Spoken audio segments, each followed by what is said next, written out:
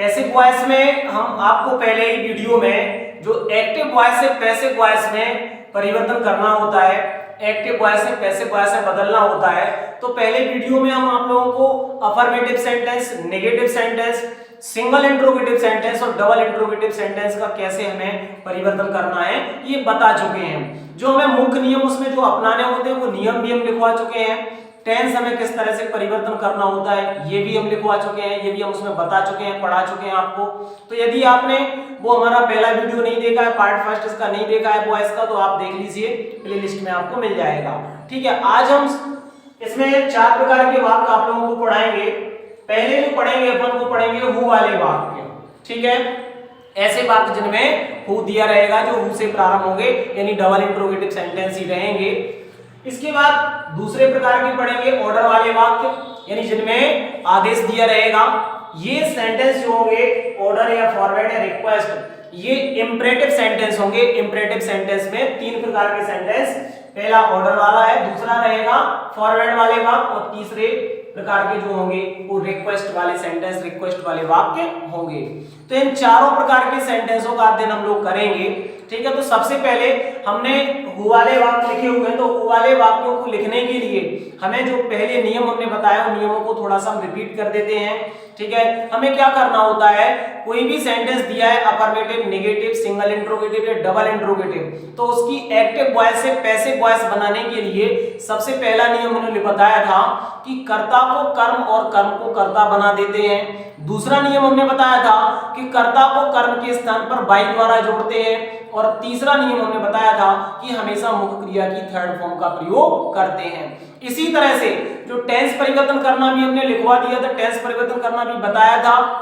अगर सेंटेंस में मुख्य क्रिया की फर्स्ट फॉर्म दी है या सहायक क्रिया डू या डज दी है, तो उसको हमें बदल करके इज या एम या आर करना है। अगर इज एम आर दिया हुआ है तो इज एम आर ही होता है, उसके साथ में बीइंग जुड़ता है। इसके बाद हैज या हैव दिया है तो हैज बीन, हैव बीन हो जाता है। मुख्य क्रिया की सेकंड फॉर्म दी है या सहायक क्रिया डिड दी है तो उसको हमें वाज या वर में बदलना होता है। अगर वाज या वर दिया होता है तो उसमें वाज या वर ही रहता है, साथ में हम बीइंग जोड़ देते हैं। अगर हेड दिया हुआ है यदि, तो हेड के लिए हम हेड बीन कर देंगे। और यदि विल या सेल दिया है तो विल बी सेल भी कर देंगे। विल हैव सेल हैव दिया है तो will have been sell have been कर देंगे। हमने बताया था कि 4 जो टेंस होते हैं, उन 4 टेंस के सेंटेंस की हम पैसिव वॉइस नहीं बना सकते हैं। हमने बताया था पहला जो होता है, जो चारों हम बता दे रहे हैं, पहला हमने बताया था प्रेजेंट परफेक्ट कंटीन्यूअस टेंस, दूसरा था पास्ट परफेक्ट कंटीन्यूअस टेंस, तीसरा था फ्यूचर कंटीन्यूअस टेंस और चौथा था फ्यूचर परफेक्ट कंटीन्यूअस टेंस। तो ये 4 जो हमने बताए थे टेंस, इनकी कोई भी सेंटेंस हो, इनकी हम पैसिव वॉइस नहीं बना सकते हैं। आज हम सबसे पहले देखते हैं हु वाले वाक्य। तो हु वाले वाक्य जो होते हैं, इनकी हमें एक्टिव वॉइस से पैसिव वॉइस बनाने के लिए हु को हटा करके क्या लगाना होता है, वाई हु लगाना होता है। ऐसे वाक्य जो होते हैं इनमें सब्जेक्ट नहीं दिया होता है, हु वाले वाक्यों में सब्जेक्ट नहीं दिया होता है। तो सब्जेक्ट नहीं दिया होता है तो हमें क्या करना है, हु को बदल करके वाई हु करना है। ठीक है, इसके कुछ हम एग्जांपल देखते हैं, जैसे who has painted this picture. ठीक है, ये दिया हुआ है, who has painted this picture, ये सेंटेंस दिया हुआ है। तो देखिए किससे शुरू हुआ है, ये हु से शुरू हुआ है। किससे शुरू हुआ है, हु से, तो हु वाला वाक्य। तो हमें इसकी पैसिव वॉइस बनानी है, तो कैसे बनाएंगे हमें, तो सबसे पहले आ जाएगा वाई और हुम, ये हम लगा देंगे। इसके बाद हेल्पिंग वर्ब, तो हेल्पिंग वर्ब हैज दी है तो हैज या हैव दिया है तो हैज बीन या हैव बीन करना है। तो इसमें हम सब्जेक्ट ऑब्जेक्ट को देखेंगे। ऑब्जेक्ट दिया है दिस पिक्चर, दिस पिक्चर है, ये सिंगुलर नंबर है तो इसके साथ में हैज ही आएगा, तो हैज बीन का प्रयोग करना है। तो सबसे पहले हैज लगाएंगे, हैज। इसके बाद ऑब्जेक्ट को सब्जेक्ट बनाया तो हो जाएगा दिस पिक्चर, दिस पिक्चर, और इसके बाद लगेगा बीन, तो हो गया why whom has this picture been. अब मेन वर्ब की हमेशा थर्ड फॉर्म का प्रयोग करते हैं, तो आ जाएगा, ये थर्ड फॉर्म ही इसमें दी हुई है तो पेंटेड हो जाएगा और क्वेश्चन मार्क तो हो जाएगा why whom has this picture been painted. ठीक है, एक एग्जांपल इसका और हम लेते हैं, जैसे who is helping the poor, who is helping the poor. ठीक है, तो इसमें भी हु दिया हुआ है तो इसको क्या बदल देंगे, वाई हूम में, तो वाई हूम इज दिया है तो इज या एम या आर दिया होता है तो इज एम आर के लिए इज एम आर ही रहने देते हैं, इसमें हम बीइंग जोड़ देते हैं तो आ जाएगा इज, इसके बाद द पुअर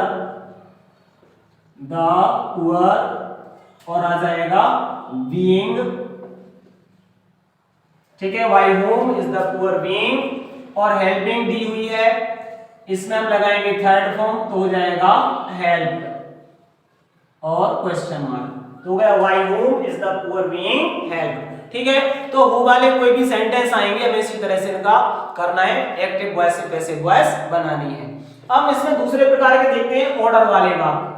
तो जिन वाक्यों में ऑर्डर दी हो या फॉर्मेट दिया हो, मना करना हो या फिर रिक्वेस्ट का भाव दिया हो, तो ऐसे वाक्य जो होते हैं वो इंपरेटिव सेंटेंस होते हैं। इंपरेटिव सेंटेंस के लिए सबसे पहले ऑर्डर वाले वाक्यों को हमें एक्टिव वॉइस से पैसिव वॉइस बनाना है, तो सबसे पहले हम लगाएंगे लेट, लेट के बाद ऑब्जेक्ट लगाएंगे, ऑब्जेक्ट के बाद वी लगाएंगे और वी के बाद वर्ब की लगाएंगे थर्ड फॉर्म। ठीक है, वर्ब की थर्ड फॉर्म का प्रयोग करना है। सबसे पहले लेट, फिर ऑब्जेक्ट, फिर वी, इसके बाद जो वर्ब दी होगी वर्ब की थर्ड फॉर्म का प्रयोग करना है। ठीक है, ये सेंटेंस जो होते हैं इंपरेटिव सेंटेंस, इंपरेटिव सेंटेंस ये तीनों प्रकार के जो वाक्य होते हैं ये इंपरेटिव सेंटेंस में आते हैं। ठीक है, इंपरेटिव सेंटेंस ये इंपरेटिव सेंटेंस में आते हैं, तो इंपरेटिव सेंटेंस में जो कर्ता होता है, कर्ता छुपा हुआ होता है, कर्ता नहीं दिया होता है, सब्जेक्ट नहीं दिया होता है। ठीक है, इनमें कर्ता या सब्जेक्ट यू छुपा हुआ होता है। ठीक है, ये हमने सेंटेंस वाले पार्ट में पढ़ाया था, उसमें आप देख सकते हैं सेंटेंस की जो हमने डेफिनेशन बताई है उनका एक्सप्लेनेशन करके बताया है, उसमें आप देख सकते हैं। ठीक है, तो इसमें हमें क्या करना है, ऑर्डर वाले वाक्यों में सबसे पहले हमें लेट लगाना है, फिर ऑब्जेक्ट लगाना है, फिर वी लगाना है, इसके बाद वर्ब की थर्ड फॉर्म लगानी है। सेंटेंस हम लेते हैं जैसे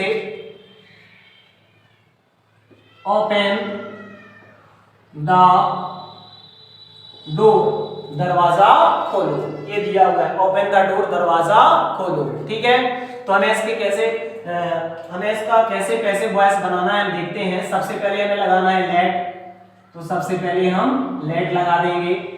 ठीक है, इसके बाद हमें क्या लगाना है, ऑब्जेक्ट, ऑब्जेक्ट क्या है, द डोर, तो आ जाएगा the door, let the door. इसके बाद आएगा बी, तो हम बी लगा देंगे, तो बी आ जाएगा लेट द डोर बी। और लगानी है मेन वर्ब की थर्ड फॉर्म, तो ओपन दी हुई है मेन वर्ब, तो हो जाएगा ओपेंड, ओपेंड और फुल स्टॉप। तो let the door be opened. ठीक है, let the door be opened, इस तरह से हमें करना है। और भी एक एग्जांपल हम लेते हैं, जैसे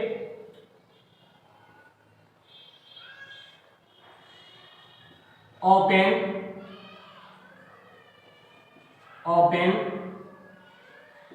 the book, open the book यानी पुस्तक खोलो। तो क्या हो जाएगा, सबसे पहले लेट लगाना है, लेट, इसके बाद लगाना है लेट के बाद ऑब्जेक्ट, ऑब्जेक्ट क्या है, द बुक, तो द बुक और बी आ जाएगा, इसके बाद ऑब्जेक्ट के बाद बी आएगा और वर्ब की थर्ड फॉर्म ओपेंड और आ जाएगा फुल स्टॉप। तो let the book be opened. ठीक है, अब हम देखते हैं इसके फॉरवर्ड वाले वाक्य जो होते हैं। फॉरवर्ड वाले वाक्य ऐसे वाक्य होते हैं जिनमें किसी काम को करने से मना किया जाता है या मना निषेध किया जाता है। ठीक है, तो ऐसे वाक्य जो होते हैं वो डू नॉट से शुरू होते हैं। ठीक है, जैसे देखें एग्जांपल, जैसे do not beat him, do not beat him, ये दिया हुआ है, डू नॉट बीट हिम। तो इसकी हमें पैसिव वॉइस बनानी है, दिया है डू नॉट बीट हिम या डोंट बीट हिम, ठीक है। तो देखिए डू नॉट से दिया हुआ है तो फॉरवर्ड वाला वाक्य, फॉरवर्ड वाले वाक्य को हमें इस तरह से बनाना है। सबसे पहले लेट लगाना है, तो सबसे पहले हम लेट लगा देंगे। इसके बाद ऑब्जेक्ट लगाना है। ऑब्जेक्ट क्या है? हिम, तो लेट हिम आ जाएगा, हिम। इसके बाद हमें लगाना है नोट, तो आ जाएगा नोट, तो लेट हिम नोट। इसके बाद बी आएगा तो बी लगा देना है, बी। और वर्ब की लगानी है थर्ड फॉर्म। वर्ब क्या है? बीट, तो हो जाएगा बीटन, बीटन, ठीक है। और full stop, let him not be beaten. समझ में आ रहा है? सबसे पहले अगर नेगेटिव दिया हुआ है इस तरह से, फॉरवर्ड वाला दिया हुआ है, डू नॉट वाला दिया हुआ है, तो हमें क्या करना है? बी के पहले केवल नोट लगाना है। बाकी जो इसका हमने क्रम बताया है, ठीक है, इंपरेटिव का जो ये ऑर्डर वाले वाक्यों का बताया है, उसी तरह से इसको भी करना है। लेट लगाना है, ऑब्जेक्ट लगाना है, फिर नोट, फिर बी, इसके बाद मेन वर्ब की थर्ड फॉर्म। एक सेंटेंस और इसका लेते हैं एग्जांपल, जैसे डू नॉट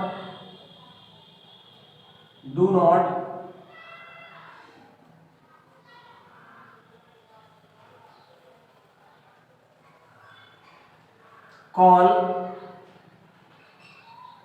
देम, ठीक है, ये दिया है। डू नॉट कॉल देम, उन्हें मत बुलाओ, ठीक है। डू नॉट कॉल देम ये दिया हुआ है, तो हमें क्या करना है? सबसे पहले लगाना है लेट, ठीक है। इसकी हम पैसिव वॉइस बना रहे हैं, तो सबसे पहले हम लगाएंगे लेट, तो हमने लेट लगा दिया है, ठीक है। इसके बाद क्या लगाना है? लेट के बाद ऑब्जेक्ट लगाना है। ऑब्जेक्ट क्या है? देम, तो हो जाएगा देम, लेट देम। और इसके बाद लगाना है नोट, तो आ जाएगा नोट, ठीक है। और नोट के बाद आएगा बी, तो हम लगा देंगे बी, तो लेट देम नोट बी। इसके बाद कॉल दिया हुआ है, ये मेन वर्ब है, तो मेन वर्ब की हमें लगानी है थर्ड फॉर्म, तो हो जाएगा कॉल्ड, ये हो जाएगा कॉल्ड। तो let them not be called, इस तरह से ये भी हो जाएगा, ठीक है। तो हमने बता दिया है किस तरह से ऑर्डर वाले वाक्य करना है, ऑर्डर वाले वाक्यों की पैसिव वॉइस बनानी है, किस तरह से फॉरवर्ड वाले जो वाक्य उनकी पैसिव वॉइस बनानी है। अब हम देखते हैं रिक्वेस्ट वाले जो वाक्य होते हैं उनकी पैसिव वॉइस कैसे बनानी है। तो हमें ध्यान रखना है कि रिक्वेस्ट वाले वाक्यों की पहचान करने के लिए इस सेंटेंस में वाक्य में प्लीज या काइंडली शब्द दिया रहेगा, या सर या मैडम, प्लीज, काइंडली, सर या मैडम आदि शब्द दिए होते हैं, इनमें से कोई भी शब्द दिया रहेगा। तो जिन वाक्यों में प्लीज दिया होगा, ठीक है, काइंडली या सर या मैडम दिया रहेगा, वो रिक्वेस्ट वाले वाक्य होंगे। और रिक्वेस्ट वाले वाक्यों की हमें पैसिव वॉइस कैसे बनानी है, इसके लिए हमें क्या करना है? प्लीज या काइंडली जो शब्द दिया रहेगा इसको हटा करके हमें करना है यू आर रिक्वेस्टेड टू। क्या करना है? You are requested to. ये बिल्कुल इजी है, देखिए सेंटेंस से समझते हैं। जैसे प्लीज, प्लीज हेल्प मी, ये दिया हुआ है, प्लीज हेल्प मी, ठीक है। देखिए दिया है प्लीज, तो ये रिक्वेस्ट वाला वाक्य, हमें क्या करना है? इसको हटा देना है और इसके स्थान पर क्या लगाना है? इसके स्थान पर हमें पैसिव वॉइस बनाने के लिए लगाना है you are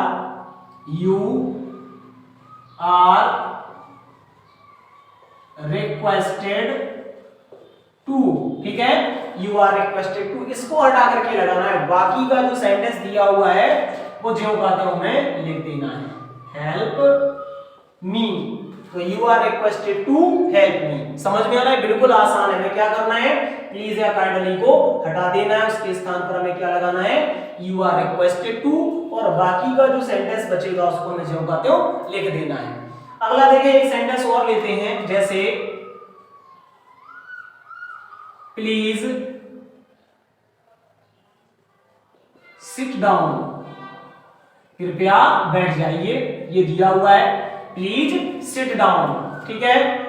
please sit down ये सेंटेंस दिया हुआ है, इसमें क्या कर रहा है? रिक्वेस्ट इसमें भी कर रहा है, क्योंकि प्लीज शब्द लगा हुआ है। तो हमें क्या करना है? प्लीज को हटा देना है और इसकी जगह पर क्या लगाना है? पैसिव वॉइस बनाने के लिए यू आर रिक्वेस्टेड टू, क्या लगाना है? यू आर रिक्वेस्टेड टू, और बाकी का सेंटेंस जो बचा हुआ है प्लीज के बाद वो पूरा का पूरा लिख देना है।